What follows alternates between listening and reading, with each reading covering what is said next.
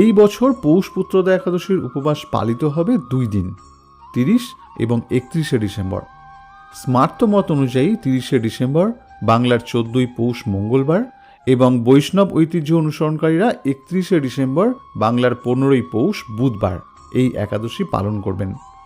পঞ্জিকা অনুসারে পৌষ মাসের শুক্লপক্ষের একাদশী 30শে ডিসেম্বর মঙ্গলবার সকাল 7:50 শুরু হবে এবং পরের দিন 31শে ডিসেম্বর বুধবার ভোর 5টায় শেষ হবে। অতএব 30শে ডিসেম্বর যারা একাদশীর উপবাস পালন করবেন তারা পরের দিন অর্থাৎ 31শে ডিসেম্বর বুধবার দুপুর 1:26 থেকে 3:31 মধ্যে একাদশীর উপবাস পালন করবেন। আর যারা বৈষ্ণব মত অনুসরণ করেন এবং 31শে ডিসেম্বর একাদশীর উপবাস পালন করবেন তারা 1 জানুয়ারি বৃহস্পতিবার সকাল 7:14 থেকে 9:18 মধ্যে একাদশীর উপবাস পালন করবেন।